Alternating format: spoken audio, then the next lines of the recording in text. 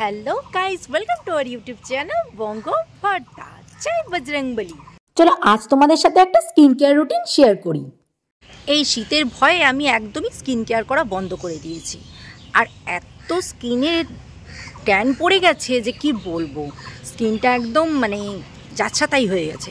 তাই চলো তোমাদের সাথে আজকে স্কিন কেয়ার রুটিনটা আজকে কিভাবে করি দেখাই। এইমাত্র স্ক্রিনে যেই প্রোডাক্টগুলো দেখলে এগুলোই আমি আজকে ইউজ করব।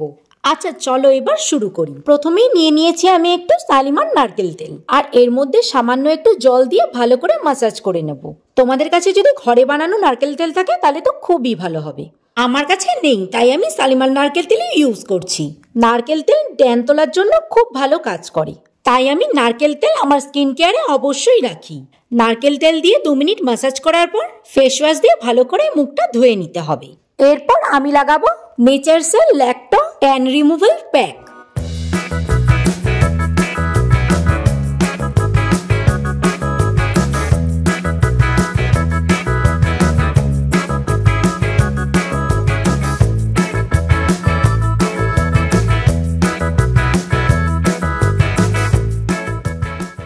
আর এই প্যাকটা 10 মিনিট রেখে ধুয়ে নিতে হবে।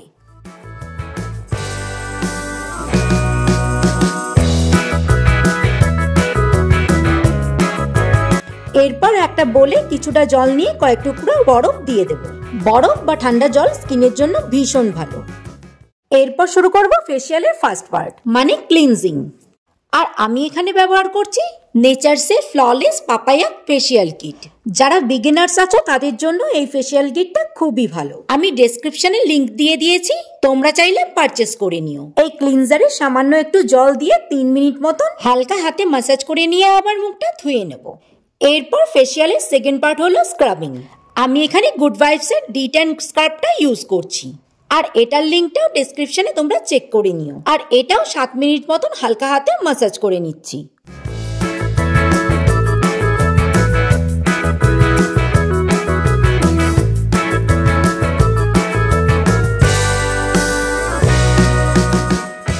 এরপর ফেসিয়ালের থার্ড পার্ট হলো ক্রিম মানে ম্যাসাজ ক্রিম। এই ক্রিমে সামান্য একটু জল মিশিয়ে মিনিমাম 20 থেকে 25 মিনিট হালকা হাতে ম্যাসাজ করে নেব।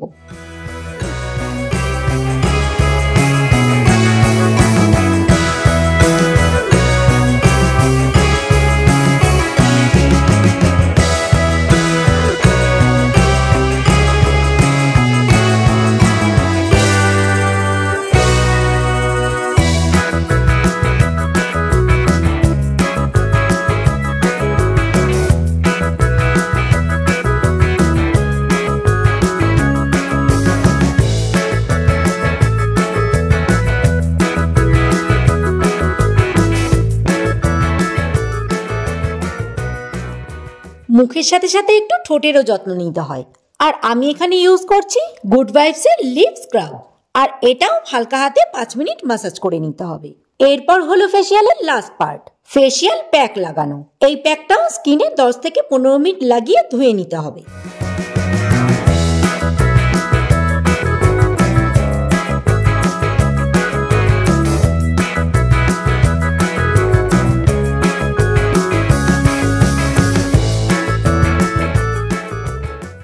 এরপর আমি নিয়ে নিয়েছি অ্যালপস গুডনেস এর বিটরুট পাউডার। এর মধ্যে সামান্য একটু জল বা রোজ ওয়াটার দিয়ে মিক্স করে ঠোঁটে লাগিয়ে নিচ্ছি। এতে ঠোঁটের কালো দাগটা অনেকটা কমে যায়। এবার দেখো মুখটা ভালো করে ধুয়ে আসার পর স্কিনটা আগের থেকে কতটা ক্লিয়ার লাগছে। যাই হোক, এবার পোর্স গুলো যেহেতু ওপেন হয়ে গেছে তাই অবশ্যই টোনারটা একবার দিয়ে নেব। আর এখানে আমি ইউজ করেছি গুড ভাইবস এর D10 টোনার। এরপর একটা সিরাম না লাগালেই নয়, তাই আমি ইউজ করেছি ডার্মাডকের নাইসিনামাইড ফেসিয়াল সিরাম। আর সিরামটা ভালো করে স্কিনে অ্যাবজর্ব হওয়ার পর ইউজ করে নিচ্ছি গুড ভাইবসের D10 নাইট ক্রিম।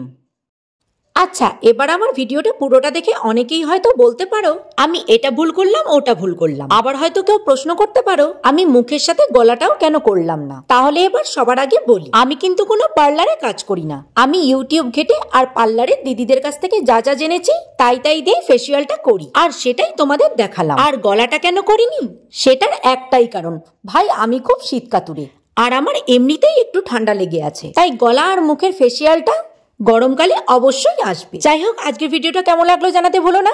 ভালো লাগলে লাইক, কমেন্ট, শেয়ার করে দিও। দেখা হচ্ছে আবার কোনো ভ্লগে। ও হ্যাঁ, সাবস্ক্রাইব করতে ভুলো না কিন্তু। টাটা।